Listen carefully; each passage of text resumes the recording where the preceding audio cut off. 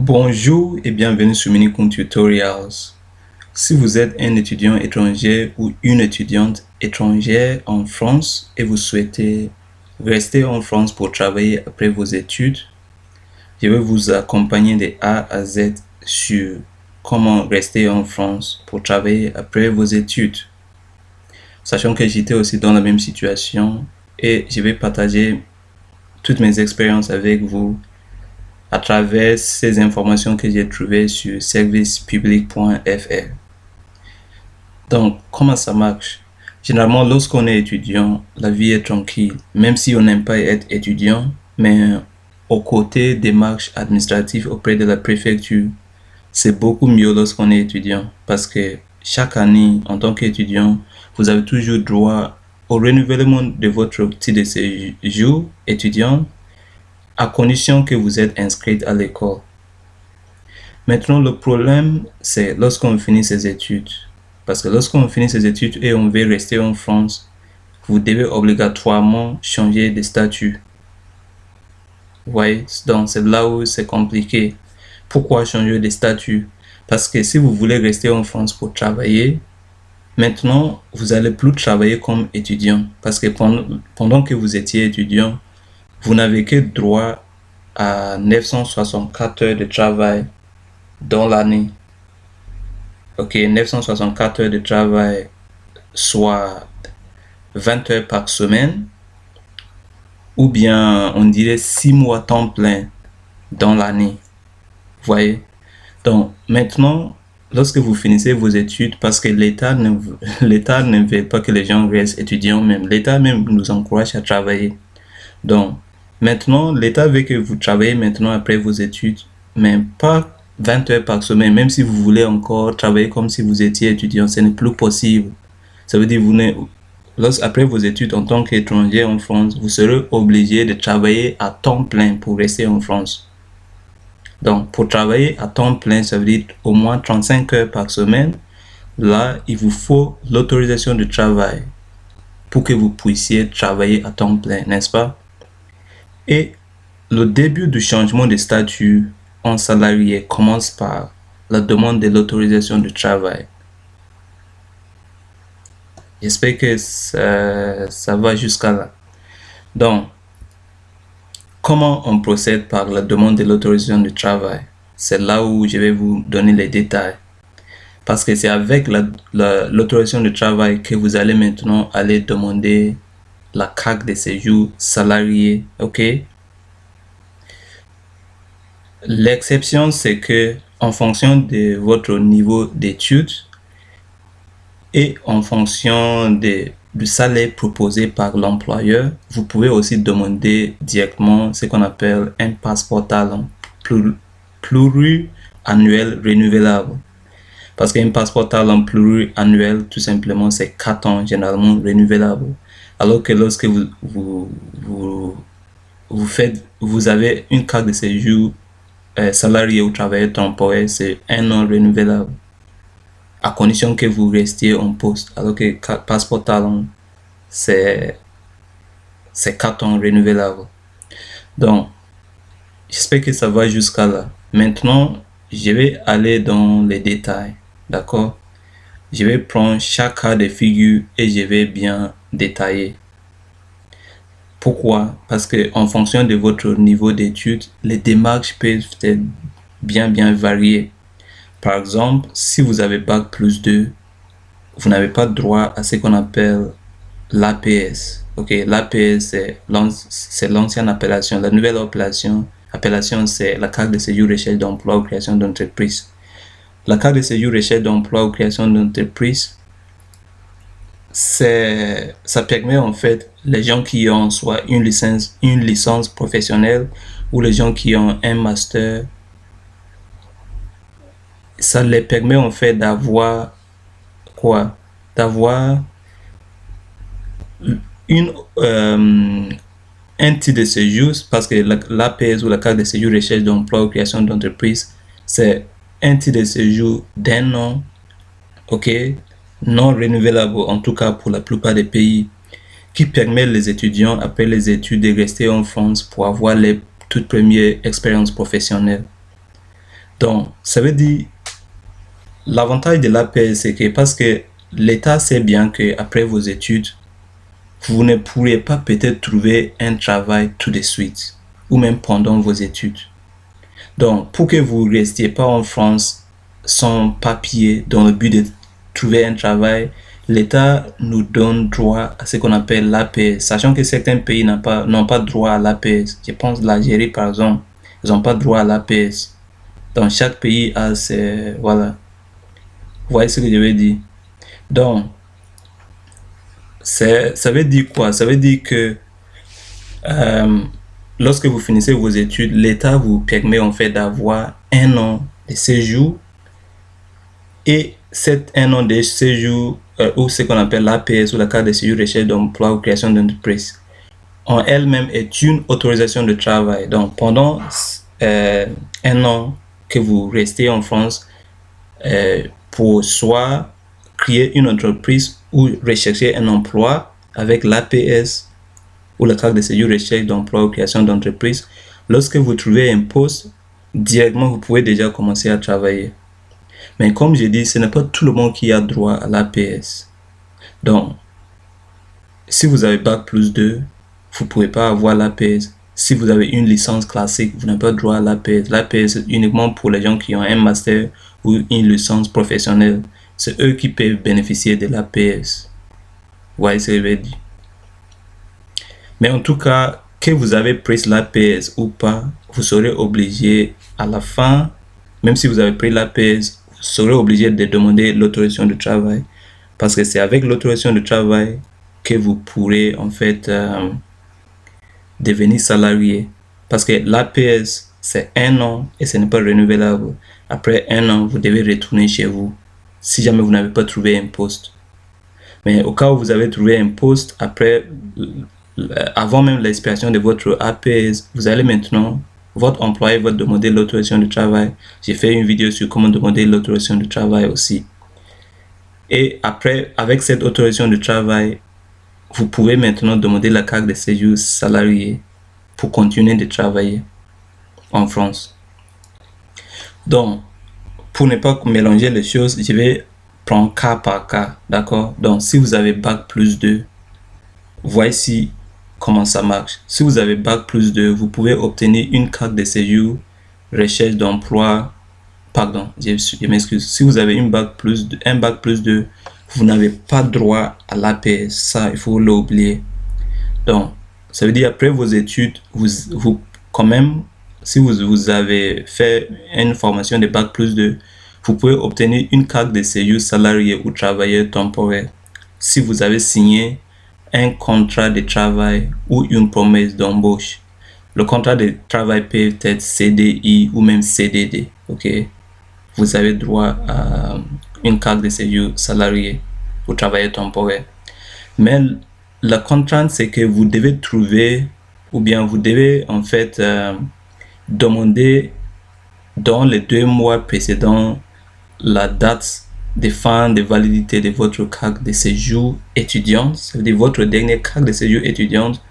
Il faut obligatoirement, 2 mois avant ça, demander la carte de séjour salarié ou travailleur temporaire.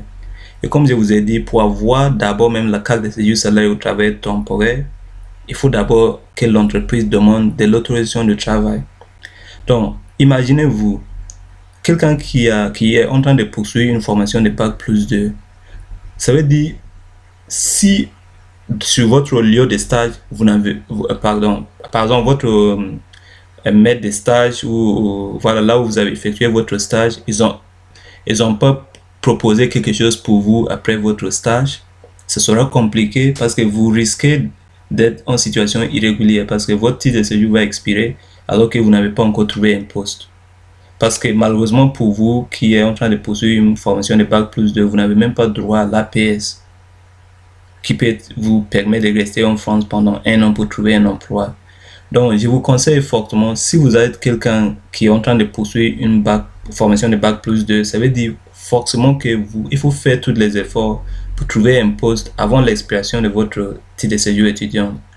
Dans le cas contraire, vous pouvez faire votre formation de Bac+2 tranquille, après votre formation, mais avant l'expiration de votre formation, dans ce cas, je vous conseille de vous inscrire encore à une autre formation, peut-être licence ou voilà, voilà, licence en tout cas, rien que pour vous empêcher d'être en situation irrégulière et de retourner chez vous après vos études. Surtout si vous n'êtes pas sûr ou bien c'est difficile de trouver un poste. Donc, sachant que après votre licence 2, si par exemple vous êtes inscrit à une autre formation, pendant que vous faites votre, même si vous n'aimez pas la formation, rien que pour rester en France, et pendant ce temps, vous allez maintenant trouver un poste dans votre domaine d'études. Lorsque vous trouvez un poste dans votre domaine d'études, l'entreprise va demander l'autorisation de travail pour vous, et grâce à cette autorisation de travail, vous pouvez maintenant demander la carte de séjour salarié ou travailleur temporaire pour pouvoir rester en France et travailler. Donc ça c'est fini là, j'espère que c'est compris. Mais une chose très importante à noter, c'est que la situation d'emploi vous sera opposée. D'accord? La situation d'emploi ici, on parle de certaines conditions. Parce que ce n'est pas n'importe quel travail qui vous permet de devenir salarié après votre formation de Bac+2. Donc, il y a certaines conditions bien spécifiques. Sauf que ces conditions ne seront pas appliquées pour les métiers en tension. Donc, quels sont les métiers en tension? Ce sont généralement des métiers pour lesquels il existe des difficultés de recrutement. Je vais vous montrer ça tout à l'heure. Vous voyez? Et maintenant, il y a en tout cas, en ce qui concerne les métiers en tension, on va voir la liste tout à l'heure. Mais sachant que si par exemple votre pays a conclu un accord sur le flux migratoire ou les migrations professionnelles avec la France, quels sont les pays? Par exemple, c'est le Bénin, le Burkina, le Cap-Vert, le Congo, le Gabon, l'île de Maurice, le Sénégal et la Tunisie. Donc, pour ces pays-là, les pays ont conclu un accord migratoire ou de migration professionnelle avec la France. Donc, pour ces pays, il y a une liste exceptionnelle, d'accord, des métiers en tension, ok, prévus par cet accord. Donc, ce qui fait que pour ces personnes-là, ils peuvent bénéficier de cette liste. Ça veut dire, par exemple, pour quelqu'un qui n'aime pas dans son pays, par exemple, moi, je suis du Ghana, le Ghana n'a pas conclu un accord migratoire avec la France. Donc, moi, je serai très limité. Pourquoi? Ça veut dire, tout emploi que je vais trouver, la situation d'emploi, ça veut dire ces conditions que je vais vous montrer tout à l'heure seront opposées en fait. Ça veut dire seront appliquées et je serai limité parce que ça veut dire l'emploi que je vais trouver, il y aura plus de restrictions alors que quelqu'un qui a conclu son pays a conclu un accord migratoire avec la France, peut-être que lui il peut même trouver un travail en sécurité. Par exemple, quelqu'un du Sénégal, il peut trouver un travail dans le domaine de la sécurité et il peut changer son statut. Alors que moi, du Ghana, il faut que je trouve peut-être forcément un emploi dans mon domaine d'études. Vous voyez la différence? Donc, de toute façon, on va voir si je clique ici pour vous montrer la situation de l'emploi. D'accord? Si je clique là. Donc, d'abord, il y a la situation d'emploi concerne quoi? Les conditions concernant l'emploi proposé. Deuxièmement, les conditions concernant l'employeur. Troisièmement, les conditions concernant le métier exercé. Est-ce que c'est réglementé ou pas? Quatrièmement, les conditions concernant la rémunération. Parce que vous ne pouvez pas, si jamais votre pays n'a pas conclu, ce n'est même pas une question de si votre pays a conclu un accord de flux migratoire avec la France ou pas, ce n'est pas ça. Mais sachant que si vous avez Bac+2, généralement, parce que même ces gens des pays qui ont conclu les accords migratoires avec la France, mais il y a une liste exceptionnels, des métiers en tension pour ces pays-là. Mais ça ne veut pas dire que tous les métiers, en tout cas, la règle générale, c'est comme ça. Lorsque vous finissez vos études, pour changer votre statut, pour devenir salarié, afin de bénéficier de la carte de séjour, salarié ou travailleur temporaire, il faut trouver, la règle de base, c'est ça. Il faut trouver un poste dans votre domaine d'études. Bien que pour certaines personnes, comme j'ai dit, s'ils sont issus d'un pays qui a conclu des accords sur le flux migratoire ou migration professionnelle avec la France, ça veut dire pour eux, il y a certains métiers qui peuvent être jugés des métiers en tension, même si ce n'est pas dans les domaines d'études, mais eux, ils peuvent travailler. Mais la règle générale, c'est quoi? Trouver un travail dans votre domaine d'études. Donc, quelles sont les conditions? Concernant l'emploi, le cas général, c'est quoi? C'est que pour avoir l'autorisation de travail, il faut que l'emploi figure sur la liste des métiers en tension. D'accord?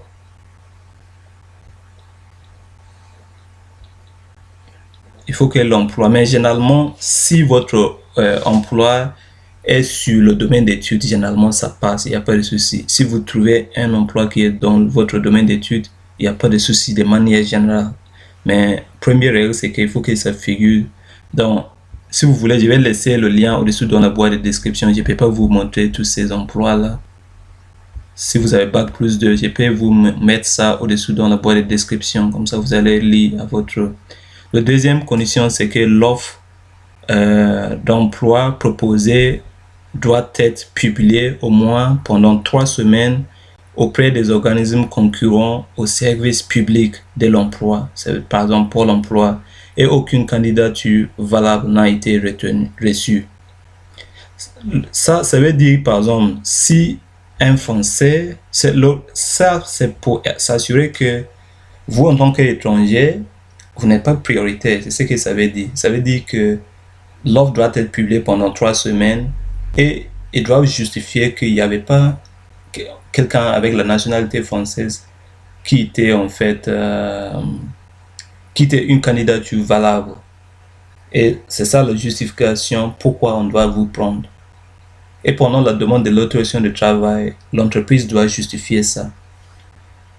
Donc, voyez, c'est pour ça qu'on dit la situation de l'emploi sera vous opposer, sauf si le métier que vous avez trouvé est un métier en tension. Donc, concernant les situations ou bien les conditions concernant l'employeur, l'employeur doit être quoi? Doit être à jour dans ses déclarations sociales. Il n'a pas aussi condamné, il ne doit pas être condamné pénalement pour travail illégal. L'autre condition, c'est quoi? Concerne le métier. Pour le métier ou les professions réglementées, l'autorisation de travail ne sera pas vous accordée lorsque les conditions réglementaires d'exercice ne sont pas respectées par l'employeur ou vous, le salarié. La dernière condition concerne la rémunération. Généralement, après vos études, il faut trouver un poste avec un salaire supérieur au SMIC. Sauf pour les métiers, bien sûr, en tension, là, toutes ces règles ne seront pas appliquées. Sinon, il faut avoir un salaire au moins équivalent à 1,5 fois le SMIC. Ça doit être supérieur au SMIC. D'accord. Donc, là, ça c'est, je ne peux pas continuer avec tout ça. En tout cas, j'espère que c'était clair sur ces points-là. Donc, on revient. Et maintenant, donc, je vous ai bien montré la situation d'emploi, c'est-à-dire les conditions appliquées. Et je vous ai dit que pour des métiers en tension, que je vais aussi vous mettre le lien au-dessus dans la boîte de description, toutes ces situations ou conditions qu'on a vues ne seront pas appliquées. Aussi, en fonction de votre pays, si vous avez Bac plus 2, il faut faire la stimulation ici. Vous cliquez, par exemple, si vous êtes béninois, ils ont dit quoi? Si vous êtes par exemple béninois, vous allez sélectionner votre région et vous allez regarder quels sont les métiers en tension que vous pouvez bénéficier. L'avantage des métiers en tension, ça veut dire, si par exemple je suis béninois et je suis dans une région Auvergne-Alpes, voilà, Auvergne-Rhône-Alpes, ça veut dire il y a des métiers comme ça que si jamais je trouve c'est un métier comme ça, je peux changer mon statut directement et la situation d'emploi ne sera pas opposée. Ça veut dire personne s'en fout. Est-ce que le salaire est au-dessus du SMIC? Est-ce que c'est dans mon domaine d'études? Est-ce que, vous voyez? Mais ça, c'est pour seulement les pays qui ont conclu un accord sur le flux migratoire avec la France. Tous les autres pays ne sont pas concernés. Donc, pour vous, vous pouvez regarder ça si, voilà, en fonction de votre région. On prend par exemple aussi le deuxième pays qui est par exemple le Sénégal. Un Sénégalais peut regarder en fonction de la région où il se trouve. S'il est en Île-de-France par exemple, il peut regarder les métiers en tension. Et si jamais il trouve un poste dans ces métiers-là, il n'a pas de problème pour changer son statut. Et si jamais il trouve un poste dans son domaine d'études, tant mieux pour lui. Alors que si votre pays n'a pas conclu un accord de flux migratoire avec la France, là, il faut obligatoirement trouver un poste dans votre domaine d'études. Donc, j'espère que c'est clair pour Bac+2. On passe à licence. Pour licence, voici les conditions. Il y a soit licence classique, soit une licence professionnelle. D'accord?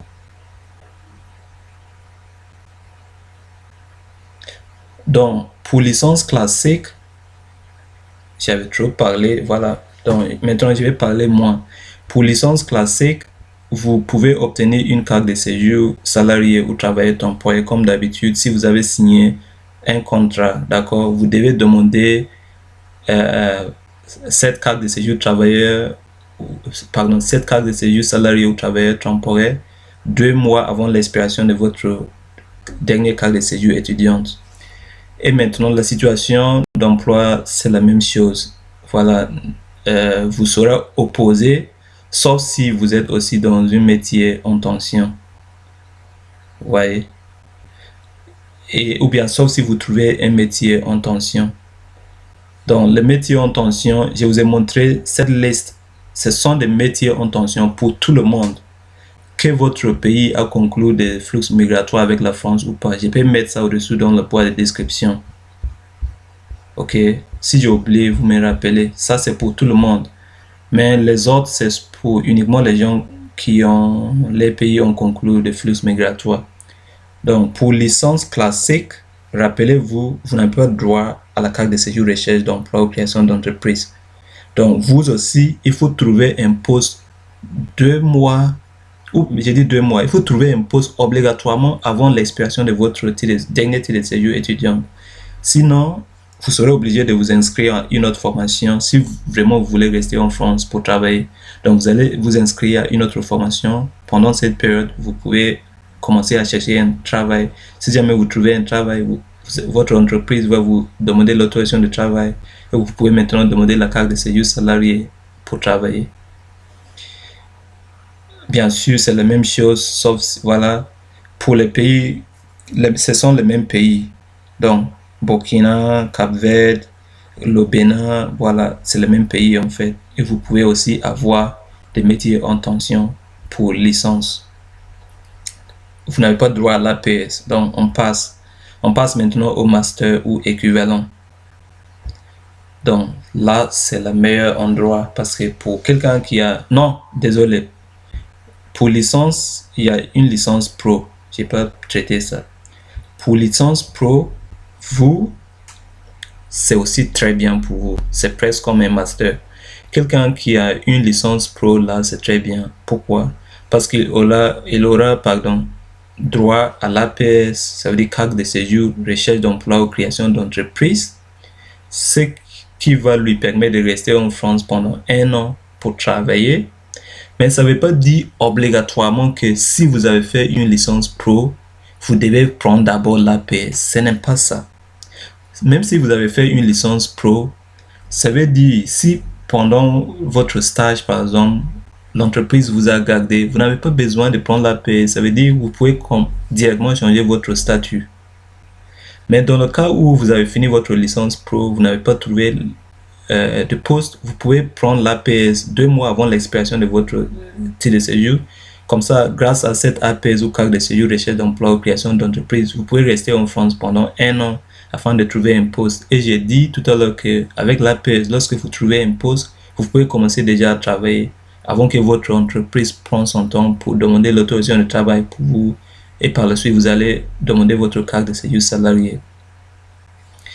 Vous pouvez aussi, voilà, la suite c'est quoi? Ça c'est la suite de l'APS. Dans le cas où vous n'avez pas trouvé un poste tout de suite, donc vous avez pris l'APS, à la fin de votre APS, ou même si vous avez trouvé un poste pendant votre stage ou pendant vos études directement, vous pouvez maintenant demander aussi la carte de séjour salarié ou travailleur temporaire. Vous voyez? Mais l'avantage, c'est que vous avez quand même quelque chose qui vous maintient pendant 1 an pour trouver un emploi. Alors que quelqu'un qui a Bac plus 2 ou licence classique n'a pas ça. Mais vous avez l'APS avant de demander maintenant, si vous ne pouvez pas demander directement la carte de séjour recherche d'emploi, pardon, la carte de séjour salarié ou travailleur temporaire directement, vous avez droit à l'APS. Donc, quelles sont les conditions pour la carte de séjour pour ces gens-là? Si vous êtes, on a vu tout à l'heure que en tout cas, on continue. Donc, pour vous, en tant que quelqu'un avec licence pro, il y a des conditions sur la rémunération. Il faut combien? Un salaire de au moins 2500, 518, voilà, brut, mensuel. Vous voyez? Sinon, la situation d'emploi, non. Attendez, ils ont dit quoi? Dans le cas où vous trouvez, il faut bien lire, voilà, ils ont dit quoi? L'emploi doit être en relation avec votre formation et rémunéré au moins, donc il faut avoir un salaire mensuel brut au moins de ça. Ok? La situation d'emploi ne vous sera pas opposée. Ça aussi, c'est très bien. Ça veut dire, si vous avez une licence professionnelle et vous avez trouvé un poste dans votre domaine d'études et que le salaire est au moins 2518, la situation d'emploi ne sera pas vous opposer. Ça veut dire qu'ils ne vont pas dire non, l'entreprise n'avait pas publié l'offre, il n'a pas justifié que oui, il n'y avait pas français à faire le même poste, donc c'est pour ça qu'on doit embaucher l'étranger. Tout ça ne s'applique pas. Si le salaire est comme ça et au moins comme ça, et c'est dans votre domaine d'études. Donc, on voit bien ici, qui concerne, la dernière chose qui concerne quoi? La carte de séjour pluriannuelle ou passeport talent. Donc, quelqu'un qui a une licence pro, il peut aussi bénéficier d'une carte de séjour passeport talent. Donc, la carte de séjour passeport talent, comme j'ai dit, c'est une carte de séjour pluriannuelle, généralement 4 ans, renouvelable. Et pour avoir droit à ça, il faut avoir un salaire annuel brut d'au moins 40 295. Donc, si vous avez un salaire mensuel brut d'au moins ça, du coup, vous aurez droit à un passeport talent. Au lieu de prendre l'APS ou même au lieu de demander la carte de séjour temporaire ou recherche d'emploi, parce que la carte de séjour la carte de séjour salarié ou travailleur temporaire est 1 an renouvelable, alors que le passeport talent c'est 4 ans. Donc c'est ça l'avantage. On passe maintenant au master ou équivalent. Au master ou équivalent, c'est comme une licence professionnelle. Vous avez droit à l'APS et vous pouvez aussi, la situation d'emploi ne sera pas aussi vous opposer si vous avez trouvé un poste, par exemple, avec un salaire mensuel brut de 2518,42. Vous avez aussi droit au passeport talent. Bien sûr, on dit quoi? Si vous avez signé un contrat de plus de 3 mois prévoyant une rémunération. Donc, on a dit quoi? Plus de 3 mois. Imaginez que vous avez un contrat, même si c'est un CDD de plus de 3 mois, ok? Et la rémunération, mais chose qui n'est pas... En tout cas, ça paraît un petit peu pas logique pour moi, à mon avis. Mais, ok, quand on dit annuel, ça veut dire il faut diviser par quoi? Il faut diviser par 12. Ça veut dire si vous avez un salaire mensuel brut d'au moins 3500, même si vous avez un CDD de 3 mois ou bien 4 mois par exemple, vous pouvez avoir droit au passeport talent. Parce qu'ils ont dit quoi? Voilà, si vous avez signé un contrat de plus de 3 mois prévoyant une rémunération d'au moins 40 295 brut annuel. Vous voyez ça, c'est aussi très très avantageux. C'est la même chose pour... et c'est 4 ans renouvelable le passeport talent. C'est la même chose pour licence pro. Si vous avez ces salaires-là, ça marche pour vous. Je vous remercie beaucoup pour votre attention et veuillez vous abonner.